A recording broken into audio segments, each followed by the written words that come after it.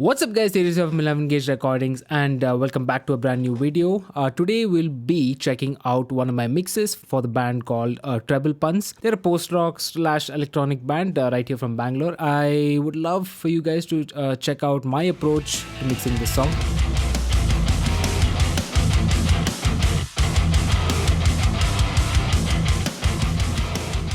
So for this video, I'm just going to go through my session. We'll start with drums, go to bass, guitars, the synths and keyboards for a bit, and then I think we have a bit of percussion also. So obviously some of the processing for this song is quite different from how I would approach mixing say a rock or metal song. So in my head I wanted the drums to be a lot more ambient than say a rock or metal song.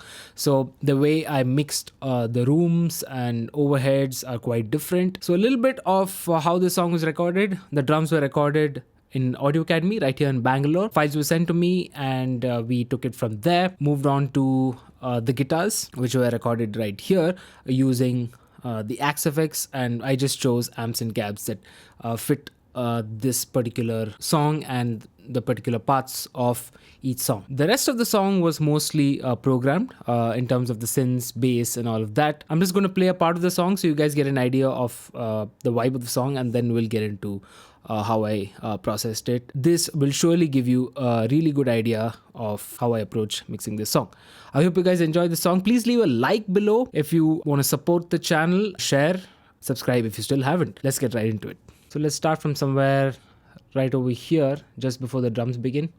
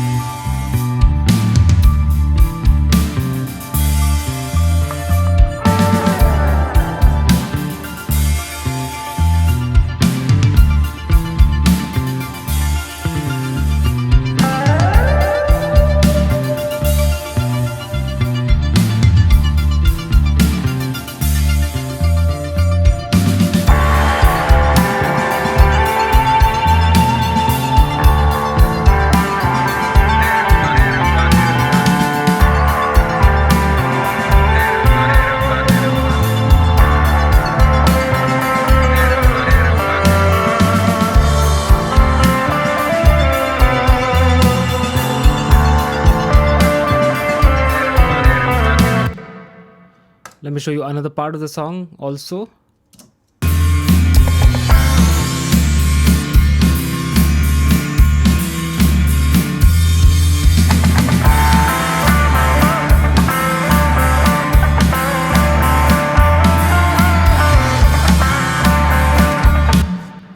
Let's start with, of course, the drums. So like I said, the drums were recorded live and I've just augmented, I think, the snare with a sample from Get Good Drums. This is the P4 library. So let's go through the kick. So the kick has kick in, kick out and kick sub. So I had to reverse the polarity for on the kick in track just to make it phase coherent with the rest of the kicks. So this is just the kick in.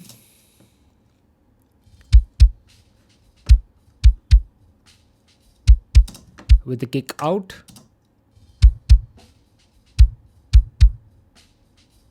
and with the sub. If you look at the kick out and kick sub, it's blended in very sparingly. For the kick in, just a lot of addition to the high end from about 6K or so, just a shelf, and this is the EQ that follows the VMR. And that's about it for kick in. Kick out, just removed a bit of the low mids and followed by a gate on the kick out. So let me show you the kick out with and without the gate.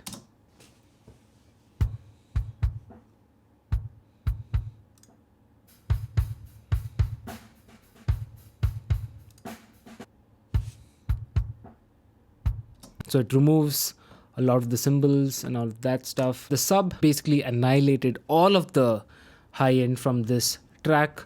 I passed it a bit till about 30 because I don't really need anything below that, and again followed by a gate. Let me just play this with and without the gate.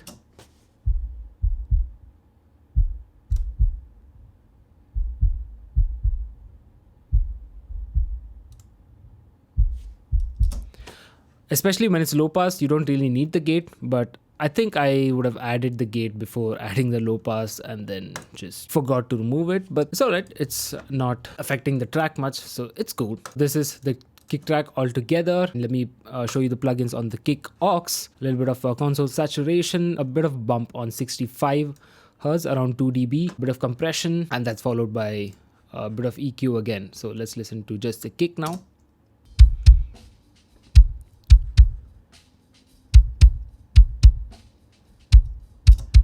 Right, that's the kick. This is the live snare.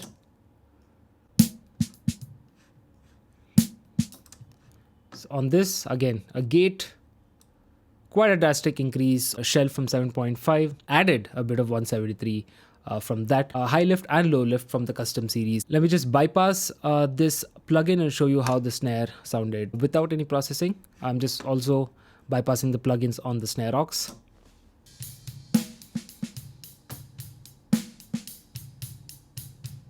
And VMR on.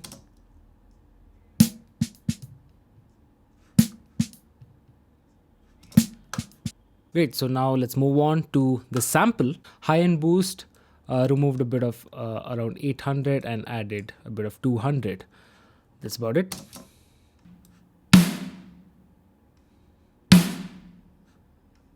That's it, without the EQ.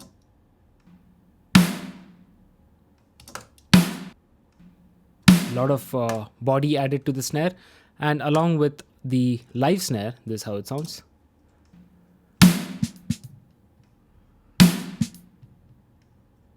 Without the live snare. With. So I've not removed the live snare completely. It's still there. It's adding all of those ghost notes and adding a bit of brightness to the sample snare. Also processing on the snare, again, console saturation followed by brightness provided by the FGA and some compression. This is again followed by some tape saturation, limiting, and the reverb. Let me just bypass all of these plugins and play the snare without the bus processing, followed by with all the plugins instantiated. Let's go.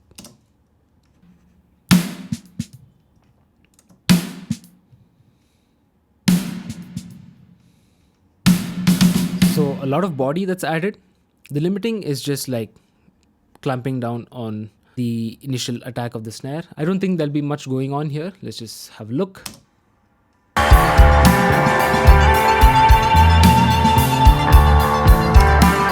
There's not much of limiting going on, just clamping down on those initial transients, and that again will help with bring down the brightness a bit, but I don't mind that. I'm cool with how it sounds in the context of the mix. This is the overheads. We were given a few options for the overheads, different miking techniques. This is how I treated the overheads. 12K edition using the custom series by Slate.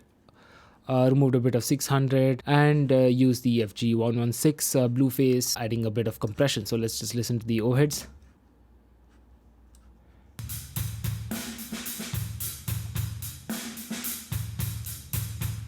Without the plugin now.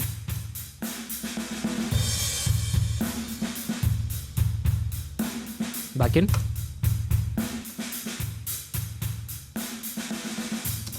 So doing the job of an overhead track, I'm trying to hone in on the cymbals and not the rest of the kit. This was a stereo room track. This is how it sounded without the EQ, and I'll bring in the EQ while the track's playing.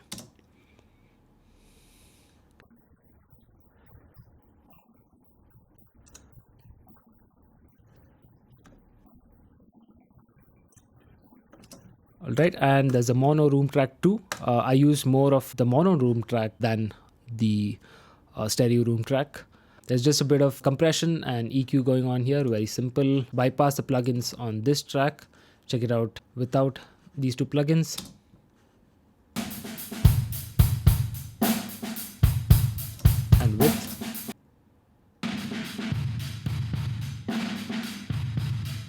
So I'm kind of accentuating those sustains, the kick and snare sustains, exactly what I wanted out of it, and made use of that. The drum tracks as a whole sounds like this.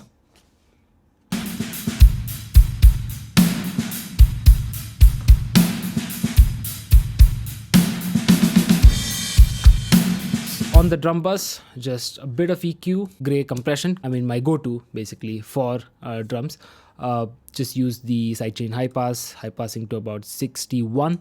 Added a bit of console saturation here. JST clip adds a bit more attack because of the clipping. The drum parallel bus too for a bit of body and attack, additional body and attack. The drums without the parallel bus, and I'll bring in the parallel bus while the track's playing.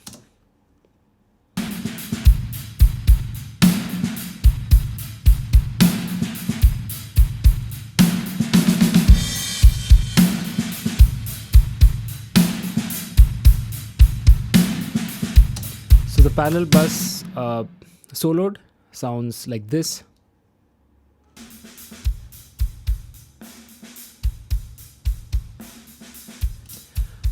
Very slow attack, fast release. It adds a lot of sustain and also kind of accentuates the kick a bit more, kick and snare. That's it for the drums. So applause. Let's just kind of breeze through the percussion and some of the electronic elements here. Nothing much going on here, very simple.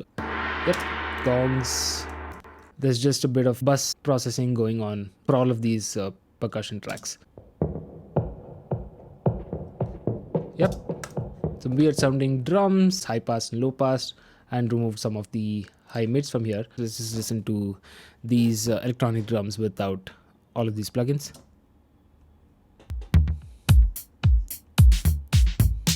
Sounds very different, right? But I had kind of a different vision for this track in the context of the mix. So I just added all of these. Listen to that in the context of the mix. You'll understand why I did that.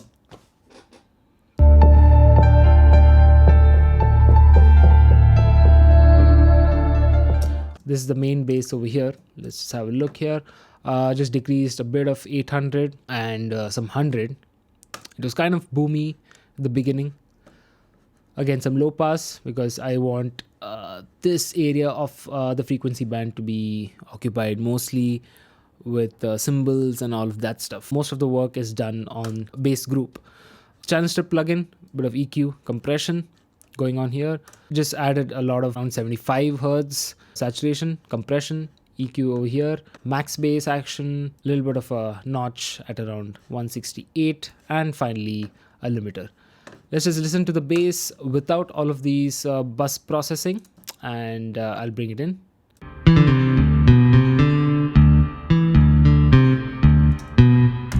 With all of the plugins.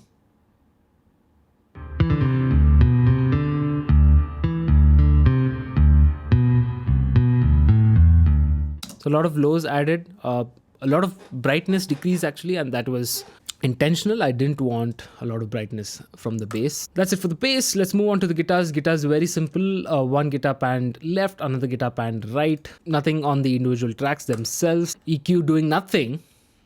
Actually just decreasing input gain actually. EQ here, so some console saturation, some saturation from the virtual tube collection, and some compression here. That's about it actually. A bit of reverb from the little plate. The reverb's actually EQ too, so that it doesn't interfere with the rest of the mix.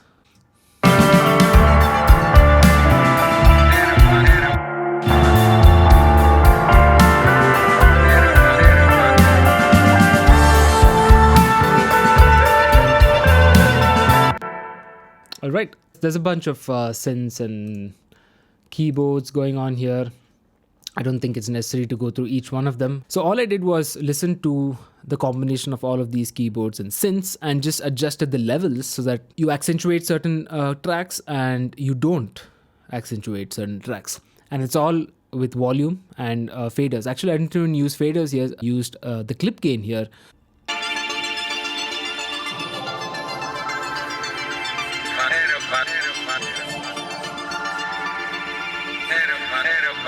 That's about it. And on the synth group, there's some EQ,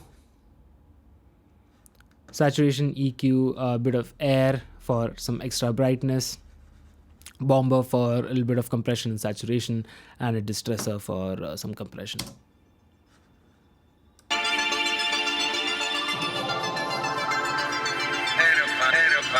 You see, none of these are working too hard. Of course, for synths, I love using tape machines. For the bass, I just use some sidechain. So if you can see, there's bus 28 keyed in here. On my kick aux, I've sent the signal on bus 28. The kick controls how much compression is going on the bass. Every time the kick hits, the bass comes down by a bit so that it kind of creates space and more attack for the kick. So you can see the bass coming down every time the kick hits. Let's just look at one of the parts.